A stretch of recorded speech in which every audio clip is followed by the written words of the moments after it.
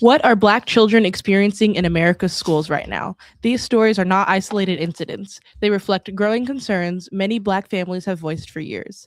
Black children are too often criminalized instead of protected, punished instead of supported, and traumatized inside institutions that claim to educate them.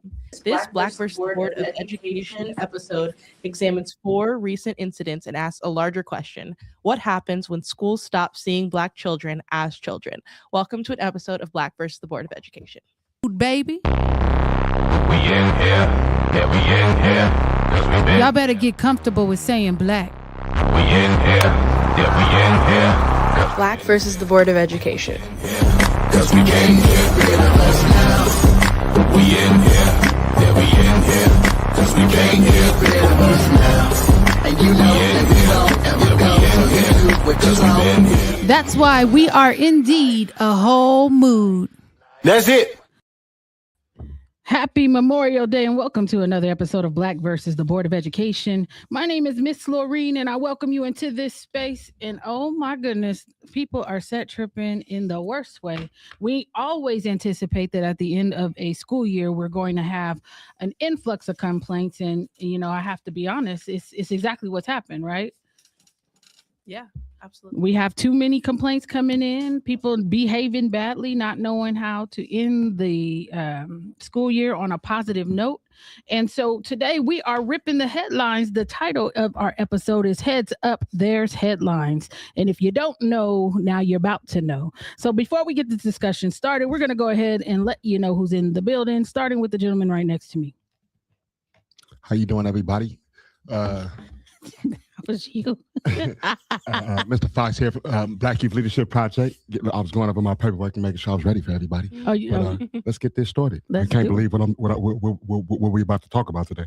Yeah, for sure. And right across from you, you heard her at the top of the hour. Go ahead and introduce yourself, Love Bug. Hi, everyone. My name is Melissa. I am an incoming junior to UC Berkeley. Come on, go Bears. And go Bears. And I'm so excited to be able to be in the studio again. And we're so excited to have you. And right next to you is somebody who I don't know.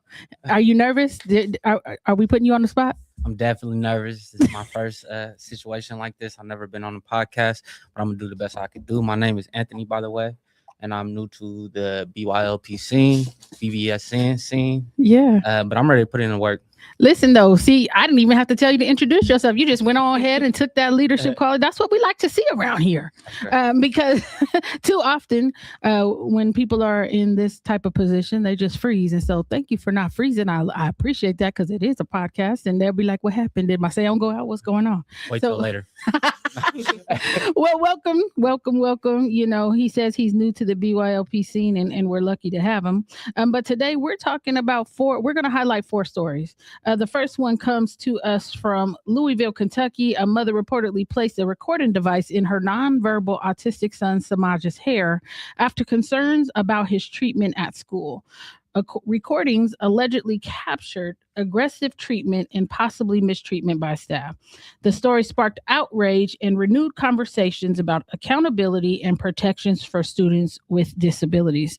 Now, I had a chance to see the video and I want to show it. I'm not sure how that's going to work, though, with the sound in here, but I'm going to attempt to show it.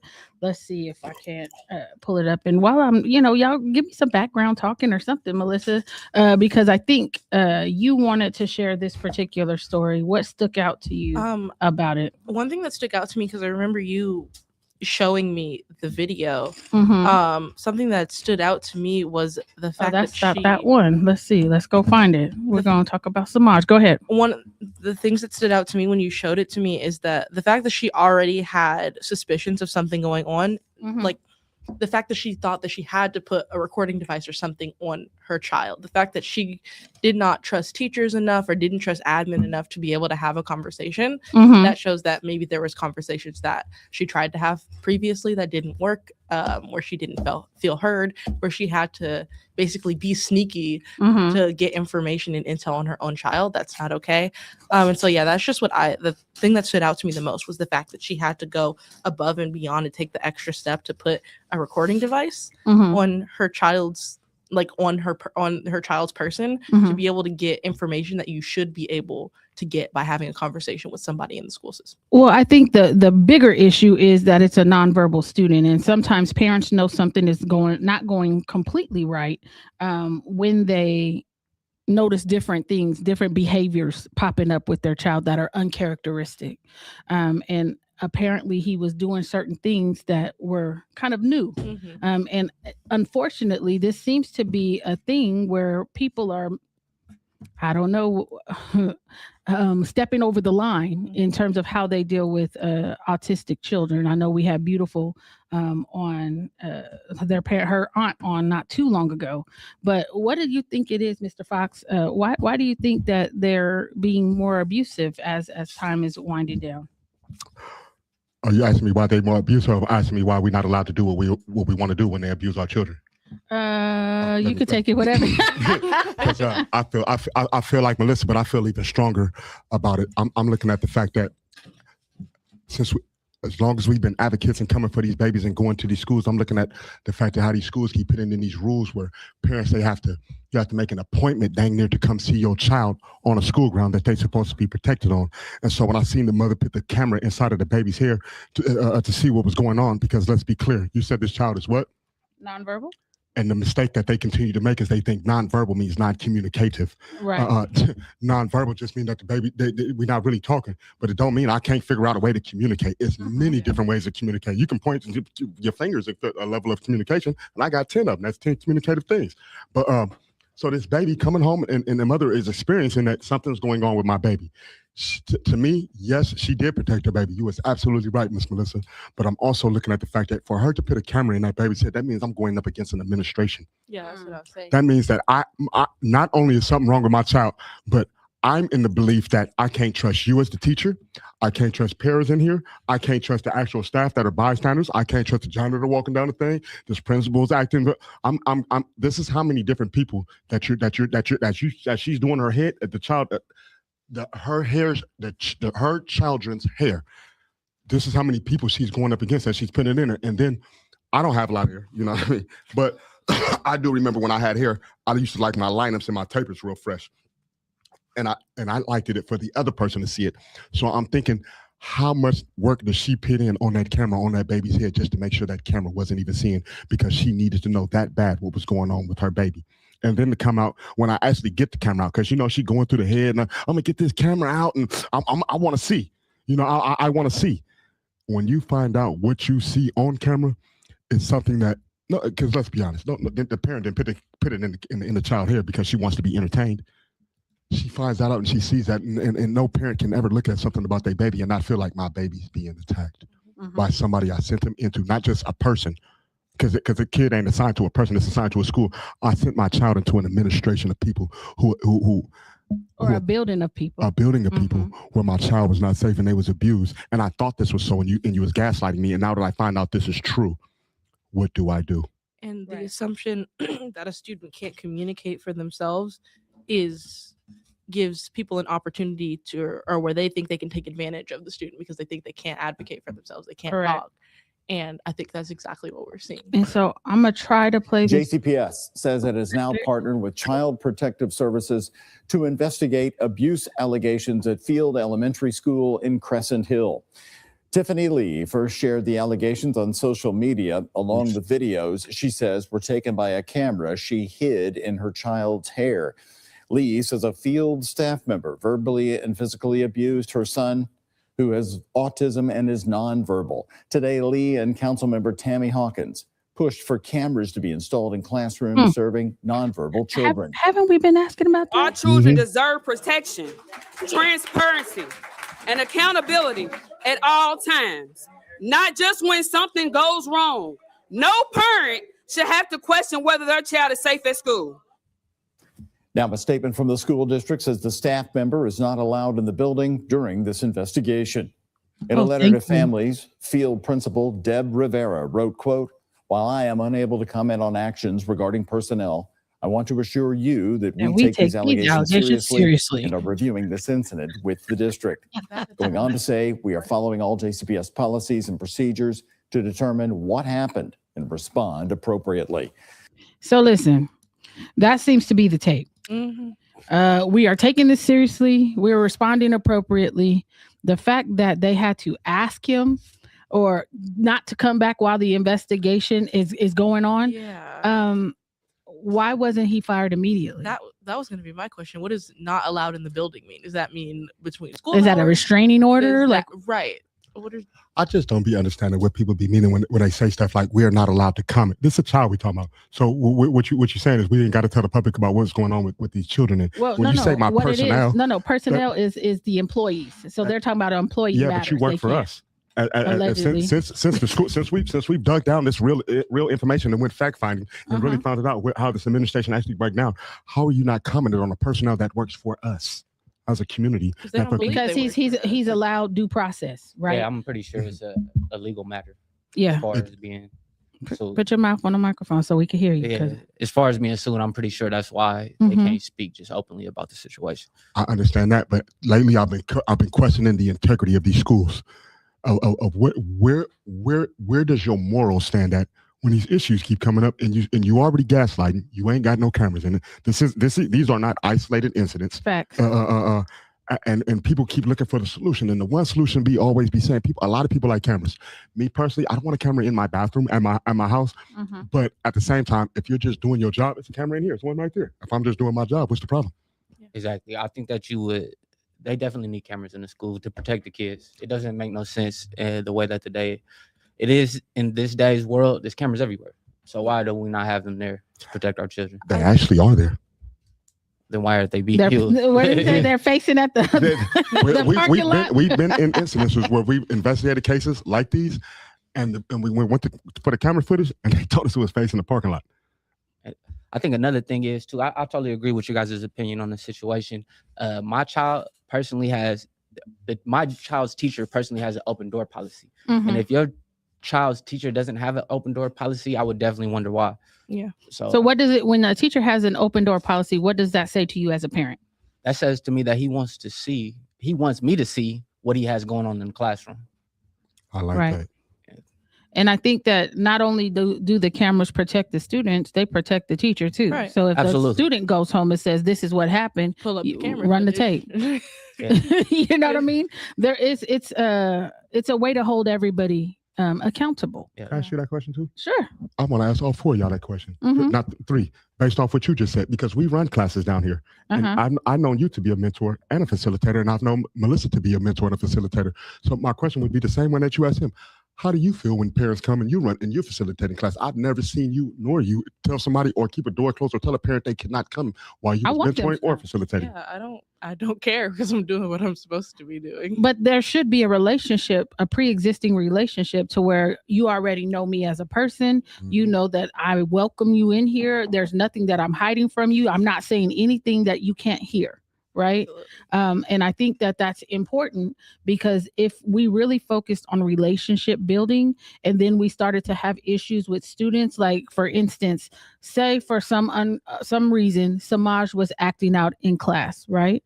I know his mom. Hey, mom, this is what's going on in class. Have you noticed that at home? What do you use to calm him down or to get him to, follow instructions? You know what I mean? So that there is a continuum between the house and the school. But for some reason, it seems like they're operating in silos. Like we're not supposed to know everything that's going on. And I have to tell you, what I heard on that video, and I did not play the video, but the way that baby was screaming. Yeah. And you cannot see exactly what's happening. You just know something is happening. And then you hear repeated like popping. So he's being hit and he's talking about, "Get over here, boy." Like, first of all, that's a red flag for me. Anytime, anytime someone uses that terminology. And the fact that it just kept going on and on and on, and the baby is screaming, and there are other adults present and they're acting like they hear nothing. Yeah. One lady was trying to figure out the promotion, how the kids were going to line up for promotion. And he's being brutalized by this male in the classroom. And I think I need her job too. If he's gone, she needs to be gone. And whoever else entered that room and did not do their responsibility of being mandated reporters, because you're supposed There to you report go. abuse, not just on parents, but on your fellow teachers too. You're mandated to do that. And so if you did not do that, that means that you failed. Yep. And if you failed, that means you do not need to be around children. Man, I think schools have the most gross, nastiest, unchecked, non-mandated reporting. I think that mandated reporting on school grounds is the most unchecked mandated reporting, and I believe 98% of our schools are in violation of it, just based off what the rules of mandatory reporting is. If we look at the definition of what mandatory reporting is, we will find that they're negligent of it. Well, I'm gonna ask you to go ahead and find that on your I'ma pull phone. it up Go on right and now. pull it up. Ask Siri. Ask Siri so we can get it correct. Because I think, just so we have the key points. You have it on? Nonverbal students are among the most vulnerable children in the school systems. Parents often feel ignored or gaslit when concerns are raised. Families are increasingly forced into investigator roles to protect children. Special education accountability systems are under scrutiny. All of that is true. I believe that there are a lot of districts that find themselves, particularly when we're talking about dealing with Black boys, they find themselves significantly disproportionate in the way they hand out discipline. And not only that, in the way that they're funneling them into the emotionally disturbed category as young as preschool. And so we have to understand this type of system. I hate when I hear parents say, I should not have to question whether or not my kid is safe at school. The data tells us, if we're reading it, they are not. Unequivocally, that's what it says. And unless we are going to do more and talking about, say, homeschooling or finding alternative places to put our kids, we have to get busy in terms of showing up, in terms of holding people accountable for the ways in which they handle our children. So why do families of disabled students often feel unsupported? What do you think? Why do they feel unsupported? Yeah. I feel they feel unsupported because of the way sometimes people culturally show up. Some support is not always tissue. Yeah. Support sometimes is the fact that your voice is raised, my voice is lowered. Support sometimes is the fact that I show up. I'm talking to one of the fathers. Melissa grabs one of the kids. You show up. You talking to the mother. There's 3 kids. I grab a kid. He grabs a kid. She grabs a kid. Support sometimes is my guy shows up. I realize he just got to class at 10. That to me automatically means, little bro missed breakfast. Yeah. We got a little bit of water for that. We got a little bit of Cheetos. What I got to get. But support sometimes means the kid that you're calling me about, my kid that's in the back of the classroom walking around. Did he not do his work? You're kicking him out of school because he's not. Support looks like me as a teacher saying, my guy in the back, he's triggered up back there. Let me see what we can do. Let's give him to the counselor. Or he's sugared up. Let me let him stay back there because he's not bothering nobody. Put a chair back. There's support looks like options. Okay. So when somebody, to me, I like that. when somebody shows up and they only given, this is what you got to do and you got to do this. And if you don't do this, you need to get your kid and you need to get out of here right now. To me, that's not support. And for a parent, when all they looking at and they saying, they get mad, they say, listen, can you, listen, you called me down here. Let me tell you what happened. He got a doctor note. A parent shouldn't have to argue to get their point across to a person who, like I said, y'all work for us. You holding my babies. And if I can't talk to you, how am I supposed to believe my child can really talk to you? I think they've gotten to the point where they don't believe that they work for the people. Yeah. I mean, we have to be honest, right? What do you think, Melissa? I think 2 things. I think one, about parents feeling unsupported. It's like what you were saying earlier about having, it would be better if schools had meetings with parents or gave updates and let them know about what was happening in class. And if something comes up, letting them know, hey, how do You were on the IEP. I was going to bring that up. Okay. Yeah, this feels like what we talked about in the IEP meeting, trying to meet the parents halfway and ask them, okay, well, if we're seeing, because the school wasn't trying to do that, if we're seeing this behavior in the classroom, what happens at home and how do you deal with this at home? Okay, well, now we see how he deals with this at home. This is what he's expecting from the teachers. Us as advocates having to be that middle ground. I feel like that is a reason why people don't feel supported, or students or parents, sorry, don't feel supported because they don't feel like they have anybody who's on their side. They feel like everybody is against them. Right. And I think a second thing that makes people or parents feel unsupported is I think the fact that like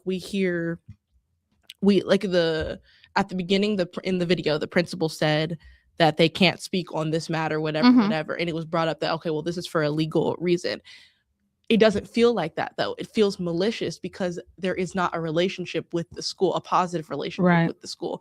It would feel better if we could understand that it is a legal matter and they're trying not just to protect their teachers, but also their students too. And it doesn't feel like that because there's not a relationship with the school. It just feels like it's a legal matter and they don't care about us because they're afraid we're going to sue. It's not trying to get to a middle ground to make sure everybody is protected. Yeah. I feel that's just not for disabled people. I feel like that parents in general feel like their kids are unsupported in the schools, and I feel like that's often in urban areas where the schools are poor, that they're not getting the support no matter what, not just with disabled kids. So, and I think that the reason why the question is framed as disabled kids because they talked about them being the most vulnerable, right? Yeah. And I think that unfortunately our teaching staffs don't really mirror the student population that they're in charge of.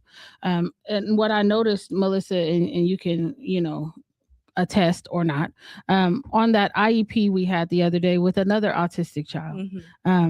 The parents were explaining something and it's like their concerns were being ignored. They were. As the teacher was trying to hold herself as the authority over this child. And this teacher wasn't about nothing but like, she looked like she was like 20. She looked like she was my age. But she could have been older, but she looked like she was 20 nothing, right? And she was basically saying, well, this is what your son did.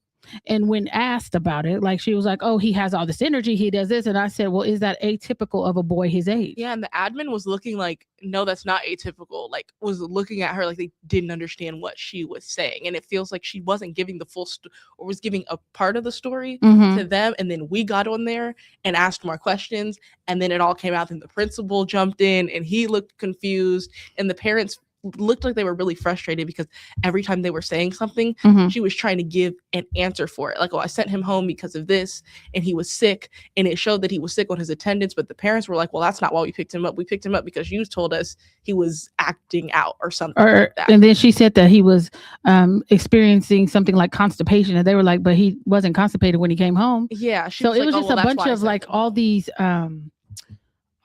assumptions she was making of the child. And because she didn't have a relationship with the parents, it was like, okay, your son's the problem, come pick him up. Yeah. And he's also nonverbal. Yes, he is nonverbal. And so if he's experiencing certain things, and the reason why the parents called an emergency IEP is his behavior started to change.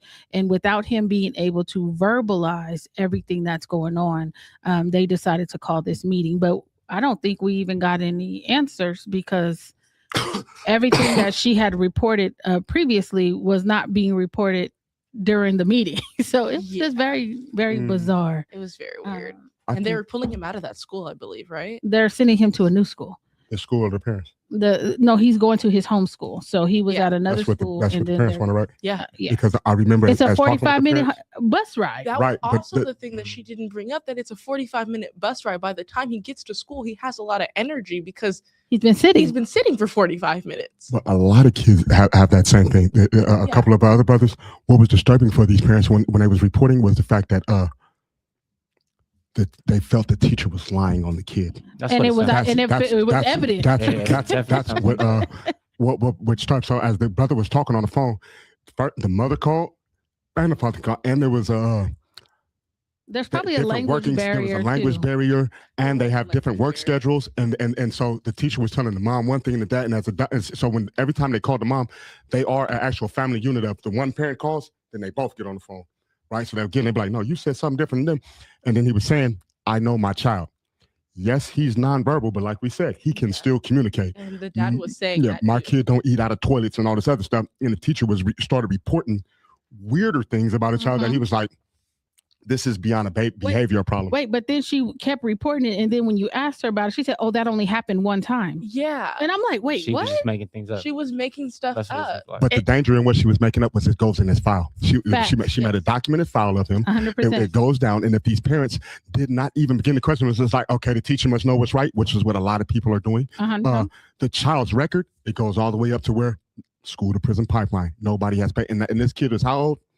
7. And we had an adult lying on him, So I wouldn't actively lying and writing in his paperwork and doing that. And that for me But goes this back is to the the kicker, mandatory right? report. She's trying to tell them about medical terms. Both parents are nurses. Oh yeah, when they pulled that up, everybody was like, She couldn't believe it because they was black. yeah. But there Both was, black parents was that. there was definitely a language barrier, but like if you can reading body language is Yeah, for really sure. easy, and you could tell that every time she would say something, they looked confused, but every time they would bring up a term that they didn't understand, we would ask them, wait, do you understand what they're saying? And they said no, and so then we need to break it down. But I think that's the thing is that admin and teachers don't care if you understand. Right. So So they just keep talking. They keep talking, and they kept talking and didn't wait for the parents to acknowledge or understand, and kept going. And it's like, well, they don't even understand what you're saying, or they look confused, but they don't want to butt in. And Oh no, I cut people off. Yeah, but you asked we gonna talk earlier about what what I'm support talking is. about. That's what support is. Right. That's why we're there. That's Yeah, why we're an advocate, absolutely. because you can clearly that when I see the situation like that, when you can clearly look at somebody and somebody has a dumbfounded look on their face, not to say that nobody's stupid. No. What I'm saying is Dumbfounded means they confused. don't Yes. understand that Shocked. support, and the person that's doing the talking normally knows the person they're talking to is a little bit stupid, so they do this. I've been in the No, rooms. not stupid, uneducated No, with the stoop, terminology. not Oh, stupid. stoop. I didn't say Okay, stupid. okay. I just said that. I didn't say the word stupid. It's not stupid. It's, Yeah. They got that look on their face. The person that's They're doing the reading, they Not normally being just look down and just keep Yeah. going, and they'll try to push a parent Comprehension. through. And what they'll do in IEP meetings is they'll push off to another section and say, "Oh, we're not talking Right. about that no more." Right. But the parent actually has the right to say, "No, we are still talking about that." Yeah. Let's go back to what you just said. There's no turning no page. But that's what happened. That's what support is, Melissa. Yeah, absolutely. And I just sat there and I'm looking. I said, Melissa, look at their faces. Look, No, we look were what's really happening. like trying to. Like, what is going on here? And I hate when I'm sitting in IEPs and I'm trying to be polite and I raise my hand and people keep Ooh. talking like I didn't say She anything. talked for a good 10 minutes over Yeah. your raised hand. And I'm just like, okay, if she keeps going, I'm just gonna cut them off in a minute. Because didn't I like think being that you said what? She didn't like when she was cut off. Oh, You nobody could see her cares. face I don't getting care. red. Yeah, I don't care. It sounds like they're just trying to push the meetings out. Oh, they are Oh, because they they're legally mandated to hold them, right? Yeah. There's a timeline in which they have to hold certain meetings. There are certain things, if a parent calls for an IEP, you have to do it, an amendment to an IEP. I don't even know what the amendment was now that I'm thinking about it. I don't know what it ended up being, but it was 2 hours of sitting there listening to this person say they didn't say something when the parents are reporting, yeah, you did. This is what you told me. And then I'm like, okay, so And then they pulled where's up the their documentation? Yeah, and You the know what I parents mean? had their Like, own This is the document. teacher saying that. yeah. And it was just bizarre. It was Yeah. bizarre. So shout out to those parents that allowed us to come in and kind of tag along. But we're going to move to our next story. This dingbat right here, she decided she wants to hang a black doll in her classroom by a rope or cable or whatever else she was by doing. its neck. Yeah. She thought that was cool to do. She did this in her classroom. Let's see if I could get it to play. Hold on. All right, it is playing. So this lady is out of Florida. Look at her. She looks so sweet, don't she? This lady right here, she's just so sweet. Look at the little doll. You see the little doll just there. The doll's there. Oh, look, like she's just throwing it over the TV. You know, nothing to see here. I'm just gonna hang this here in a room full of black children. Because I don't know, maybe it was Living History Day, like they told me when they sent the black child home with a noose in their bag. Or when but they it was did was Living History Day. That's or, what. Or when they did told me. the auction in that class. Yeah. Right. These teachers are so funny with that. We What's had the the news. messaging? What are we trying to say? What are we trying to say when we I hang a don't black care black what doll? we're trying to say. Like, what are you trying to do? Like, what was that all about? I think I don't know what she was doing, but I think this is part of the reason. So you know how they're like banning school phones in schools and Mhm. things like that. so people can get away with stuff like this. I know it's for concentration and like overall Allegedly. Allegedly. Mhm. If implemented correctly, it can be helpful because I've been around kids who are on their phones and not paying attention when they should be paying attention in class. I understand that it's an issue, but then if that student wouldn't have had their phone out, whether it was against the rules or not, we wouldn't know that happened. They would go home and say that something happened.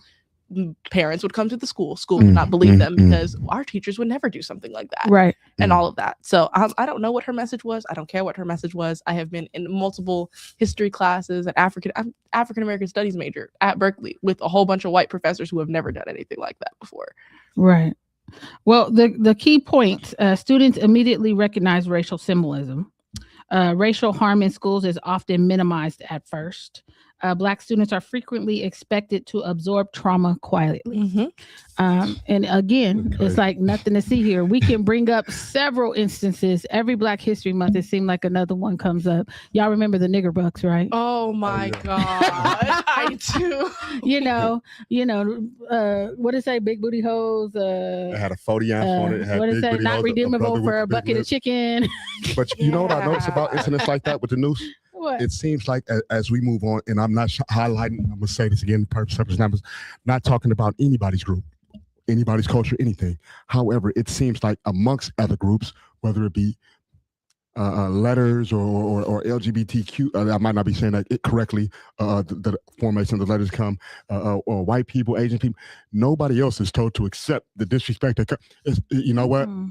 I know you got called the N-word today. It's not old. We've been hearing it. You should just get through it. Or Plus, some of your people use it too. Some of your people use it too. So let's be honest with that. Right. Does your Everybody uses and it. I actually heard you say it before, but it's just like why when we have a noose on us or N-word to us, it's this other thing. But for anybody else, you better not say that word.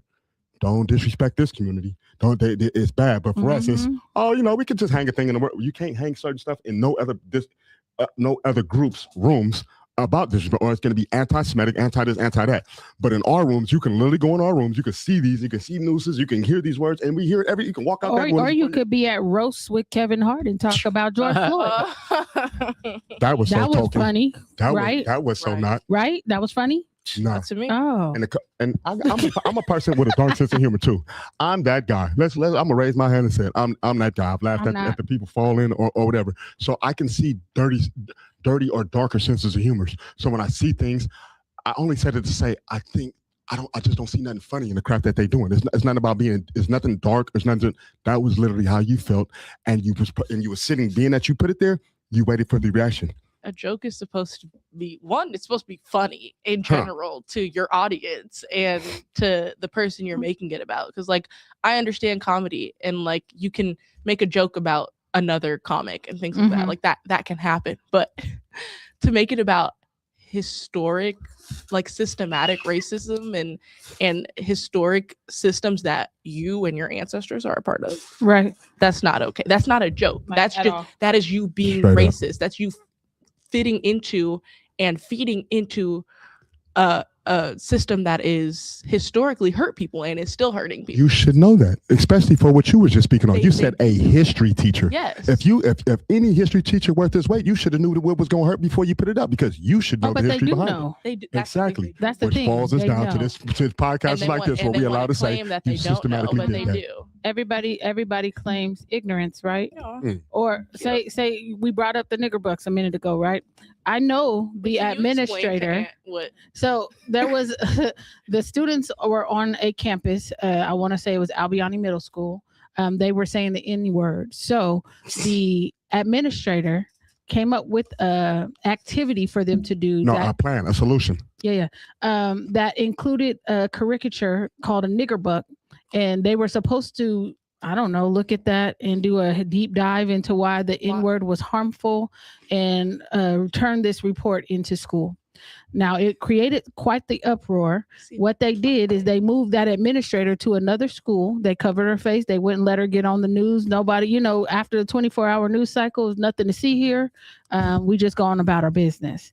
So, again, now, I didn't know that I knew who it was. I went to the HBCU college fair and I walked up to this person, and this person was shaking like a hooker in church. Like you're just like shaking, and she's like, And I'm like, what is wrong with this lady? Do I know her? I could not figure out what that was about. And then somebody said, you know who that is, right? And I'm like, no, I don't know. I have no idea who that is. They told me the person's name, and I do know who she is. And they were like, yeah, she's the one who handed out that assignment. So see, and they know it's wrong. It was wrong. They know it's because wrong. She wouldn't have been nervous seeing you if she didn't think. Well, it's just if it's just let's ask a deeper question. Why did she know who I was? Because she knew you were the one coming for. Okay. She knew you was okay. Let's be clear, because people are used to doing certain things going unchecked. The way that we were able to kind of curtail some of that behavior is we started going and meeting them where they have to answer to the people at the school board meeting. I'll put anything on the record. I'll tell them to go ahead and get involved before I have to get involved, those type of things. And so it's been years of me coming before them, and the other thing is this particular administrator, I had already gotten at her because of the way in which she had treated another child, where she had her changing outside instead of allowing her to change in the locker room. She was banned from the locker room. That's the same administrator, girl. That's why I knew who she was. Okay. And so again, how do let me just dial it back, because I was about to get all up in my feelings. How does racism impact students emotionally and academically? What do you think? I can speak firsthand about, like, I've been in classrooms where I knew a teacher didn't like me because I was Black, and I was the only Black kid, one of two in that class, and she made it very clear that she didn't like me, and that emotionally impacts children. It is the reason I went back to being homeschooled. It messes with students' confidence. It messes with the way that they show up academically too. It makes them feel like, well, if I'm not welcome in one classroom and teachers aren't in other classrooms going out of their way to make sure that student feels, welcome, they're just treating them like every other student, because that should kind of be okay to just I'm going to treat all my students the same. If a student is already being treated really horribly in another classroom by a teacher and being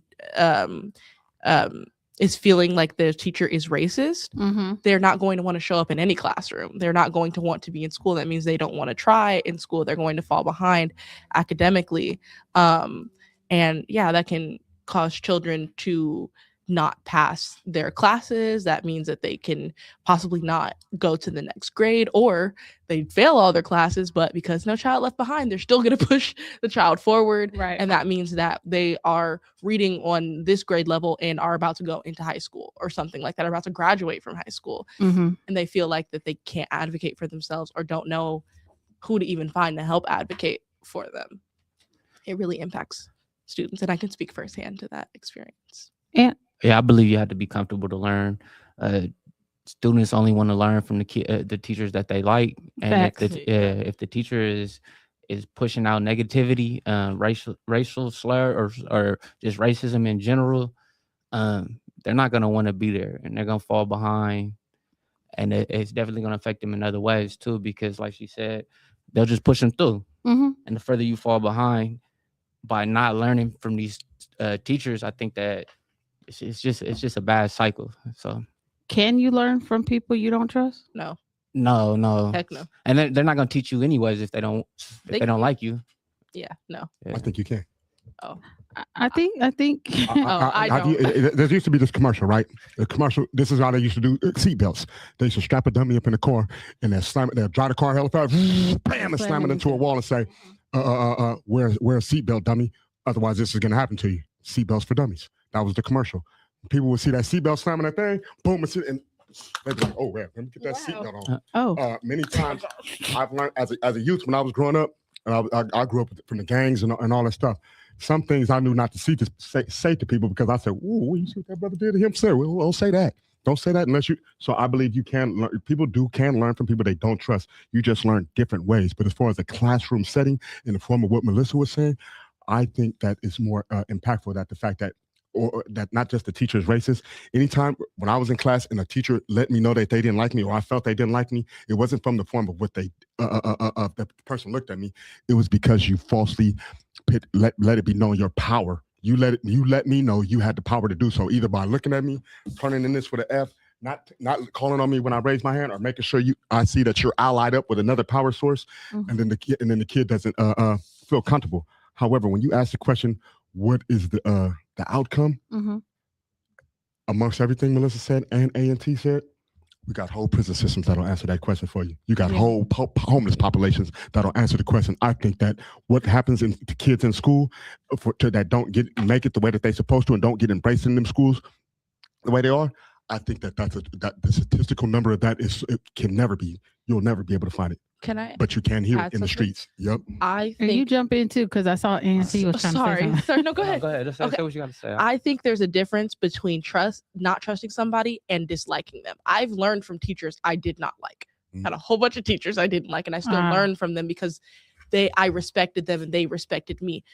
The lack of trust means that person disrespected you, and you not necessarily cannot respect them, but there's no connection. That means, like, for me personally, at least, if I don't trust a teacher because they've done something to me or have treated me a certain way, I'm not going to ask questions. I'm not going to raise my hand. I'm not, if you don't just don't get through it, you're not effectively learning. You're barely taking in information. You're getting the bare minimum.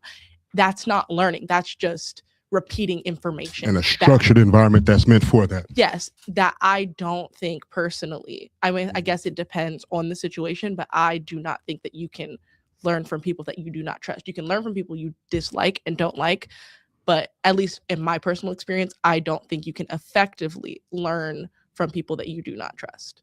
That's just my opinion, though, based on my experience. I think you can learn from people that you don't trust, but not what they're teaching, what they're giving out, that feeling, you know. I won't somebody feel that way. They attack my morals when they do that for me. Yeah, so you're learning life lesson. It's like a life lesson. You're learning what this person looks like, and then you're matching that to other people, and now you automatically don't trust them. Oh, that's true. I like that. Yeah, and there's that one quote: people don't care how much you know until they know how much you care. And they don't care how much you know until they know how much you care. And it brought me back to I want to say my first or second year at Sac State. I walked in the room, and the teacher at the front of the room, he said to me, "You're not going to pass my class." What is it with professors saying that? Because I've been around a whole bunch of people who have said professors said that to them. I was so hurt. I went home and I talked to my stepdad, and I'm like, can you believe he told me he don't even know me, and he told me I wasn't going to pass his class? Is he challenging you, or he's just telling you? I don't know what he did, but I passed his class. And see, that's the other thing. There are ways for like teachers and professors to do that. But I didn't like him all semester because of that. Yeah. First impressions mean a lot. They do. And there's ways, because I know professors who are like witty and like will say things, but they're not going to he was dead serious. Point you out. And like, you can say it to a whole class. Half of you are not going to pass, not going to be here by the end of the semester. Like, there's ways to do that, but you don't pick out one student. And I think I was one of the only Black people in the class. That too. And then what added insult to injury, the class was an English class, but the only curriculum was one episode of Thomas the Train. Wait, hold on. What class were you taking? It was an English class, I want to say. But the curriculum was one episode that we looked at the entire semester, and he was trying to get us to think critically. I don't know. I was really upset because I felt like my intelligence was being mocked, and I felt like this white dude I don't know, but I was really pissed off, and I'm glad I got out of there. And we're gonna go down a rabbit hole, but I like to tell the audience that you're listening to Heads Up. There's headlines, and we're gonna go to story 3, and we're gonna come back to you after this. But Inglewood, a senior, was allegedly banned from senior activities because of her mother's misconduct. Apparently, the student was jumped by 2 to 3 students. She did not fight back. She did not do anything that would jeopardize her senior activities. Mom came up to the school. She was hot because mom had already previously complained about the interaction between her daughter and these girls. I'm understanding, and somebody can correct me later in the comments, but I believe the other girls were sisters. And mom had already complained about, the interaction between her daughter. She wanted the school to keep them away from her daughter. Well, they ended up jumping on her daughter. Mama found out, came up to the school. She was hot, of course. She was upset. She said some things that she probably shouldn't have said. based on what she did in her conduct or misconduct, her daughter was banned from senior activity. She was number 1 in the state in the 800. She had that stripped away from her. She was not allowed to compete. She was not allowed to go to prom, was not allowed to walk the stage at graduation, or go to senior night, grad night, sober grad night, whatever that is. She was not allowed to do any of those activities based on what happened with the mother. The story raised concerns about retaliation, fairness, and whether students should lose milestone experiences due to adult conflict. What say you, Mr. Fox? Is it fair for them to take away all her activities, even though she had no parts in what her mother did? Nope. Why not? You already said she had no. These is adults getting in the way of like how you take these milestone things from these. But I mean, this is the same nation that'll give a baby a life sentence. I don't understand people's opinions. I mean, and for somebody to grad, this is what I see when I see that. Mm-hmm. For us as a culture, sometimes this is what I've noticed on school grounds for the parents and the kids of such thing.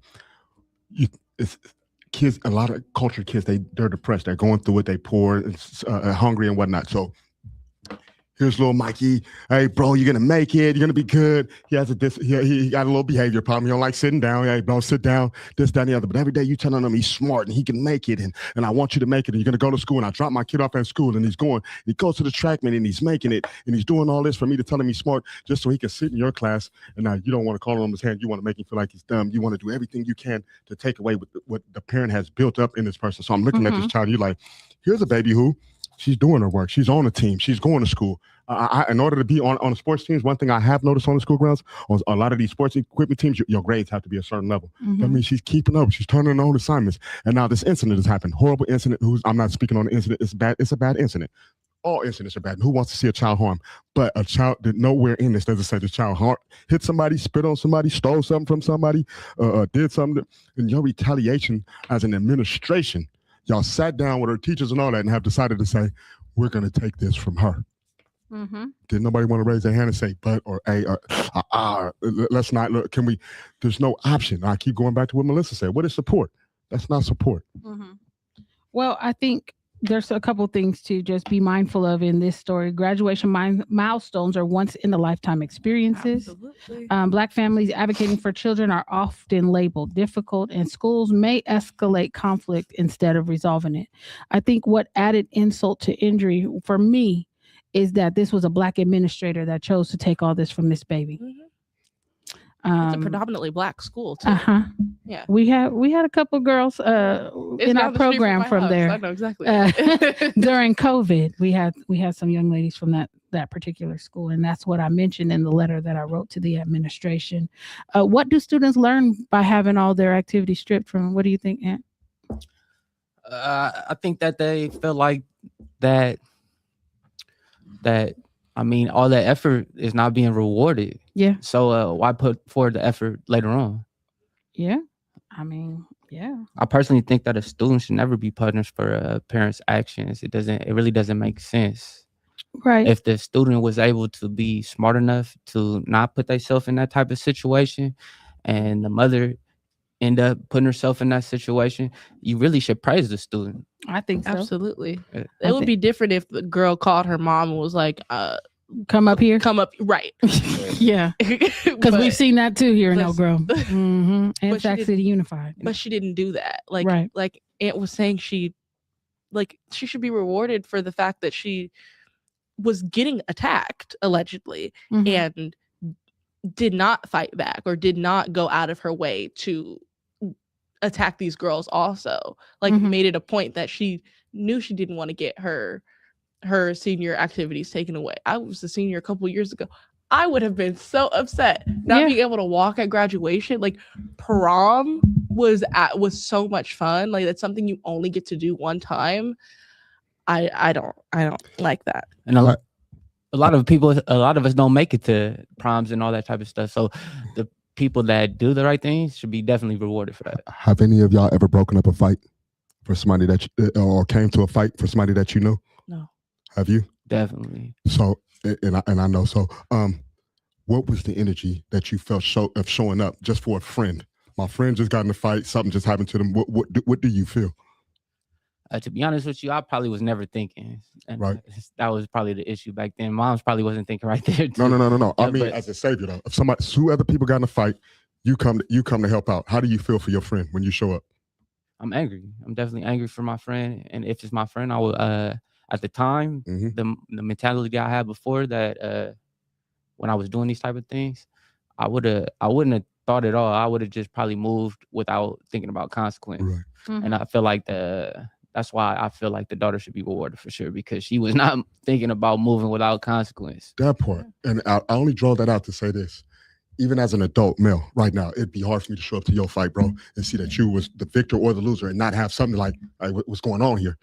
Here's a parent who I've already complained about an incident about my baby. Right. But And now I hear something that's happened to my baby and I show. They're not responding to parents complaining about bullying. I hear her. Clear. I hear I understand administration, but I'm not even worried about them. Mhm. I'm saying I can understand that she showed up and said something she probably shouldn't have said. Oh yeah. I've already complained. In the This is heat not of my emotion. friend I'm showing up for. This is my baby. And My I found out baby. my baby got the raw end of a deal. Whether she not I don't want to say raw end because I don't know how the fight looked up. What I'm saying is I found out there's more than one participant Oh, on yeah, my child absolutely. that I've already spoken up for, regardless if y'all heard me or not.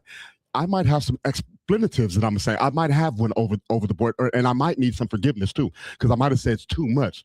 But how And do she you? asked for forgiveness. She did apologize for her behavior. So- She said, "Please don't hold my daughter responsible." Oh, I didn't know about that. for part. me. Oh, Like, yeah. that's what I don't Yeah. understand. No. I Like, don't that. where's the grace period of?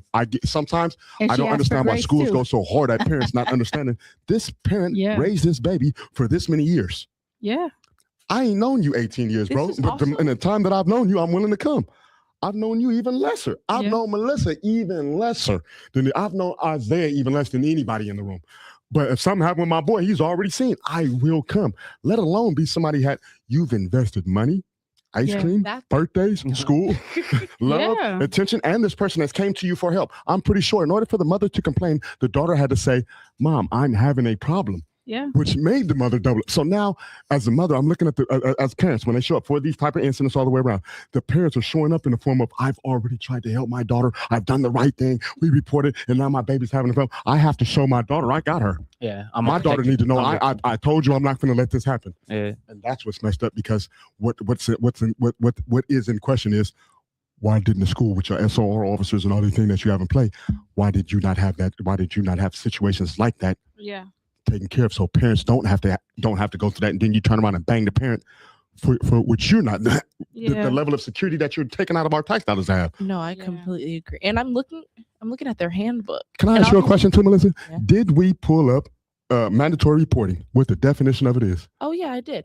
Can we get that on tape just so that we understand? Yeah. And That is this not is a real optional. rule. It's not even optional. This is what's supposed to happen on school grounds by everybody on the school grounds. Janitors, teachers, That work with children. that work with children. Mhm. Thank you. Under the California Child Abuse and Neglect Reporting Act, or CANRA, a mandated reporter is any professional who is legally required to immediately report known or reasonable suspected child abuse or neglect to designated law enforcement or county welfare probation agencies. You are considered a mandated reporter under CANRA if your professional duties bring you into regular contact with children under the age of 18. Mm. So this includes school personnel. Oh, number one. Mm. Look at that. School personnel. Child care providers, daycare staff, youth center employees, and camp counselors, doctors, nurses, therapists, social workers, Etc. etc. Yeah. And so you were looking at their handbook, you said. Yes, I was looking at their handbook. I won't say the name of the school, but I was looking at their handbook, and I didn't get through all of the pages, but I did come across the student. Well, one, this is a tuition-based school, so they should be getting some of that money back if she's not going to prom and senior activities, because That's what mom was talking about too. yeah, Mhm. because senior year is really expensive. And I'm looking at the parent and student responsibilities, and I don't see anywhere on here. And again, I haven't gone through all of the pages, but I've gone through at least the student and parent responsibility section. I don't see anything about if a parent says something that the school doesn't like, the student will be reprimanded or will have consequences. I don't see. Look anything. under student conduct. Look under parent student conduct. Okay. My understanding, based on what I saw on Instagram, And I haven't looked through everything. So it's they possible said that it's it there. is in the handbook that Can I a ask you student something, Ms. Marie? can be held responsible for parent conduct. Yes. Okay. And this question is based off your experience. You've been in the field a long time. I've even trained under you a lot for my time here. I appreciate you. In your experience, how many times have schools ever came out? Okay, let me say this context. Me as a mentor and as a counselor in my classes, sometimes I have to admit right on the spot. Excuse me, kids, I pronounced that wrong. Or excuse me, I got that wrong. Or sometimes I got to tell one of my boys, hey, bro, I'm a little bit upset. Hold on, bro. Have you ever seen in any of the meetings you went to, any of the squad meetings, where a school ever actually opened their mouth and said, hey, you know what, we got that one wrong, man. My bad, my apology. One time in how many years? What year is it? 8 years. In 8 years. And it was because I relentlessly asked them to write to the court because they got it wrong. They accused the student of grand theft for some damn earbuds. And so I had them write the court because I had sat with them and I co-wrote a policy in Elk Grove Unified School District that talked about how they are to interrogate our children once they come onto campus. That was not followed. And because it was not followed, that was a violation. And I needed them to admit their error in order for us to kind of get that case dispensed with. So that was one time. So we're running out of time, but I want to get to this last story really, really quickly. Fairfield High School student repeatedly struck by an officer in the face. Video from Fairfield High School shows a female officer repeatedly punching a student during an arrest, allegedly. Police described the actions as distraction strikes, while community members called the force excessive and traumatic. So if you guys have been living under a rock and you don't know what's going on, shout out to my brother Barry, who's out there correct, with the family on the front line. So basically this student was in some sort of verbal altercation, according to the staff on campus, the security guard on campus. He said that he doesn't know how officers got there because he didn't call anybody. This is what one of the folks on campus said. But allegedly, this student was in a verbal altercation. Police were dispatched. Maybe they were up there for a different reason and they heard commotion. I don't know. But this student was lifted off the ground, slammed to the ground. And this female officer came and she is shown on camera repeatedly hitting this student in the face.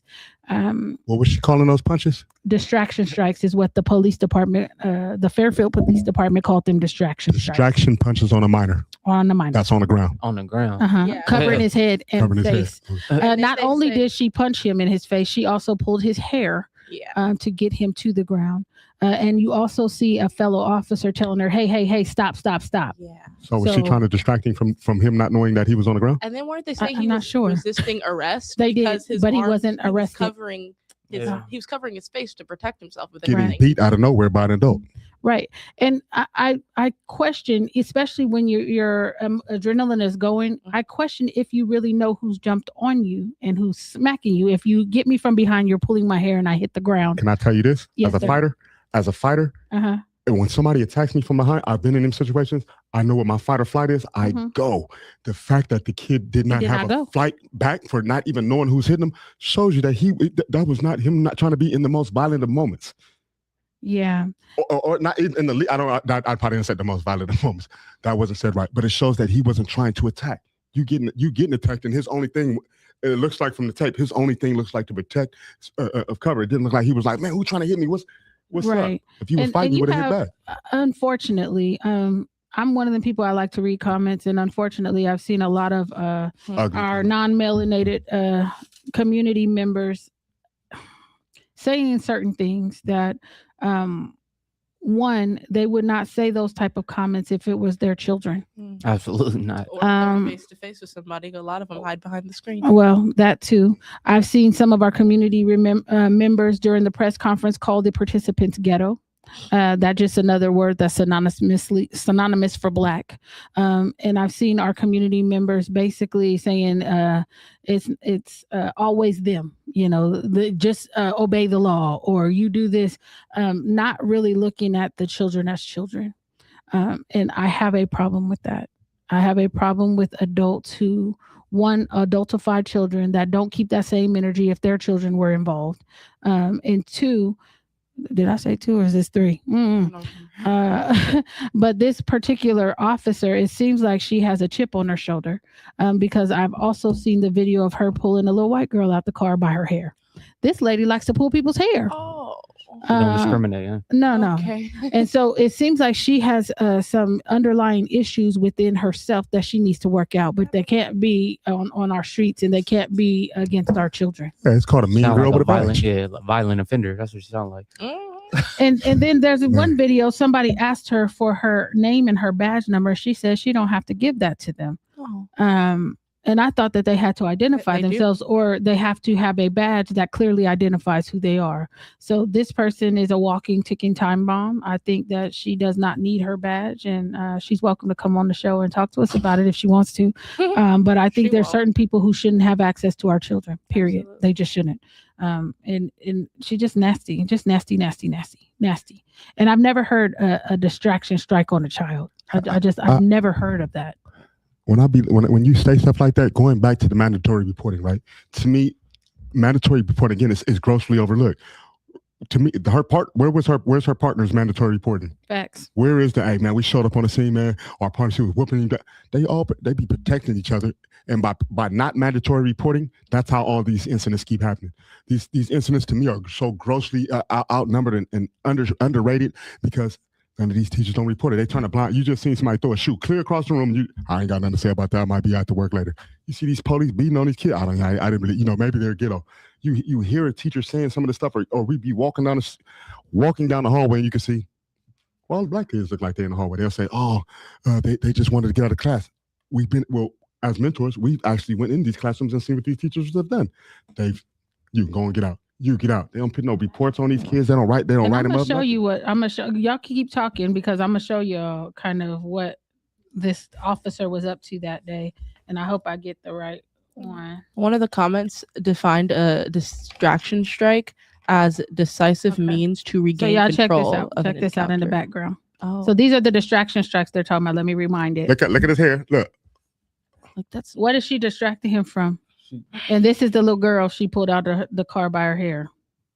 And she's saying, please don't pull on me. I can get out. Don't pull on me. And I would unmute it, but there's cussing in it. Look at how she's yanking her by her hair. Like she was trying to take her seatbelt off to get out the car. And she's saying, please don't pull on me. I'm getting out.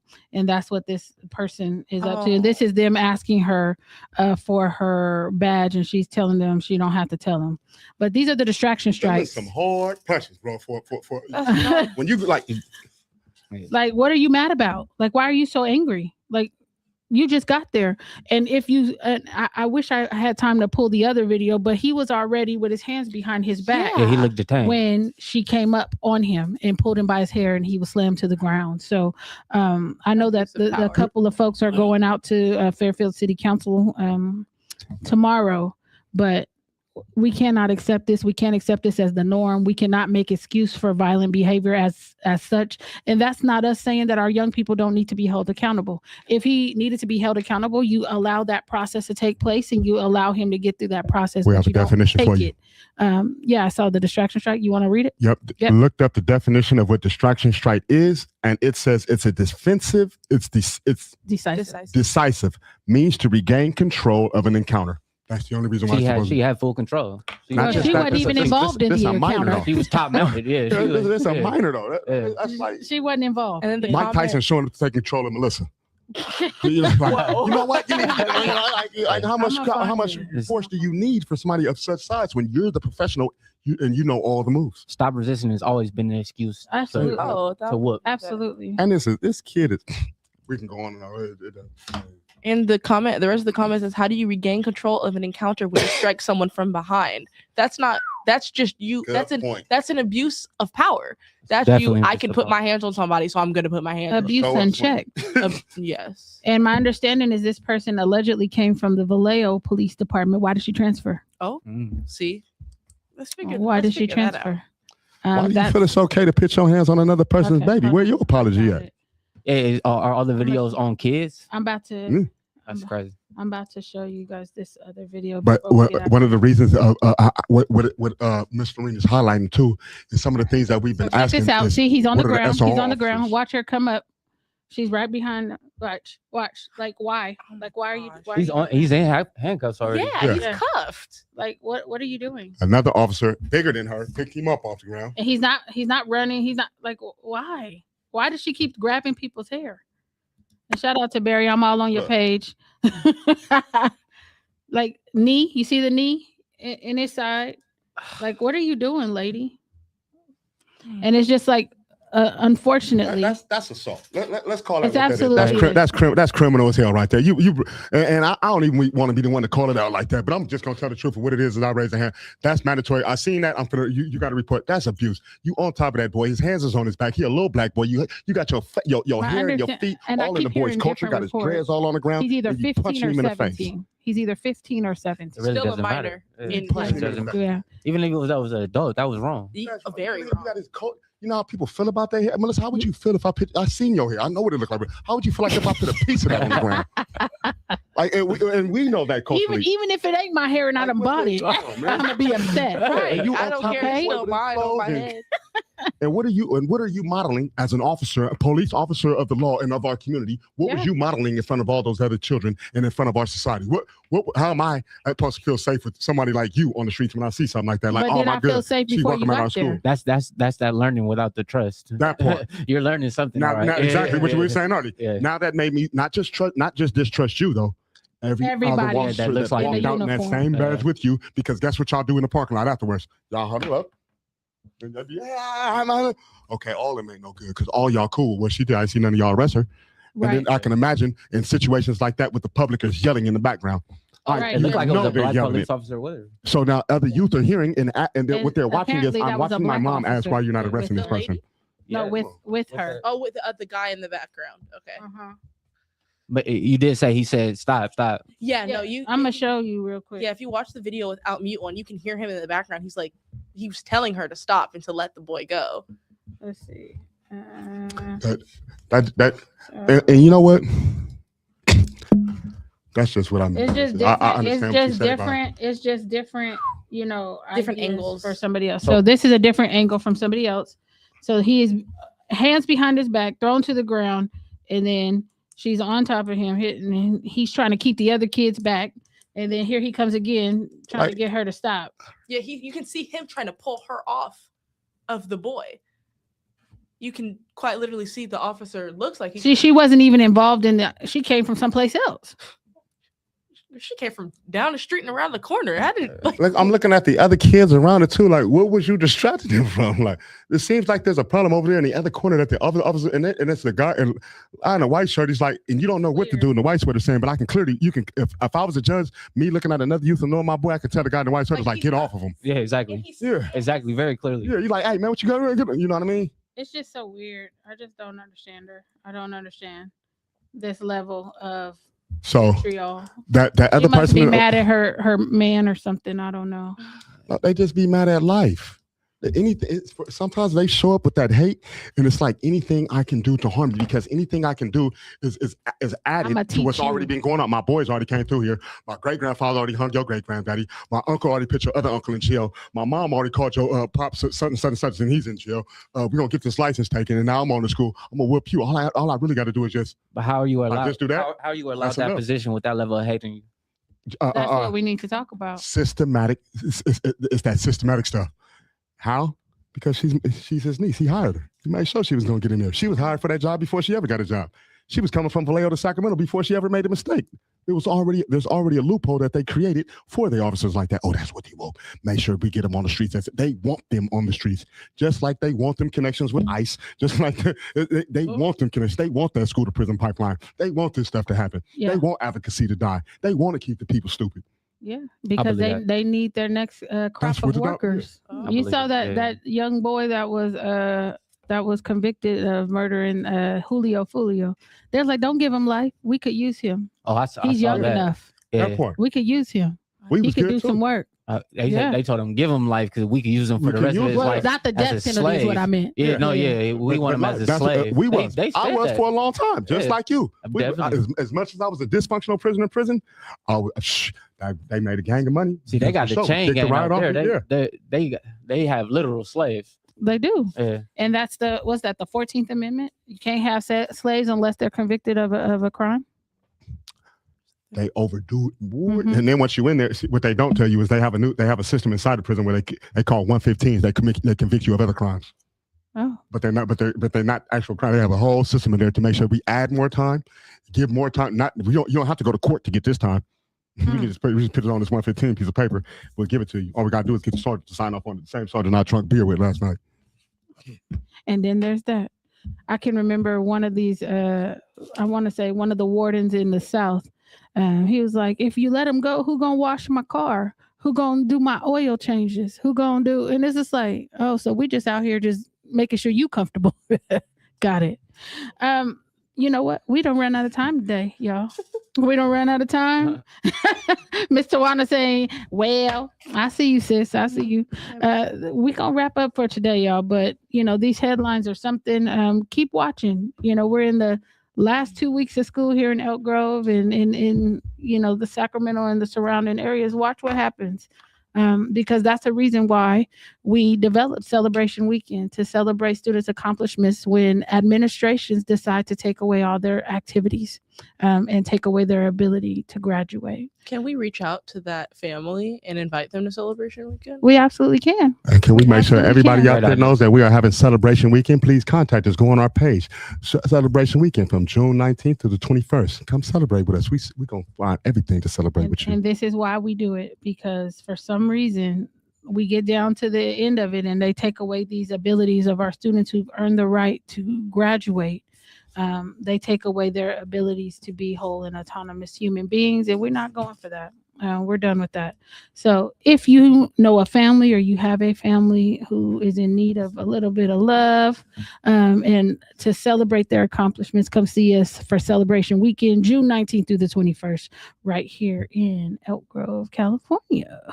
And with that, we're going to hit y'all with the peace sign. We will see y'all next week right here on Black versus the Board of Education. Peace.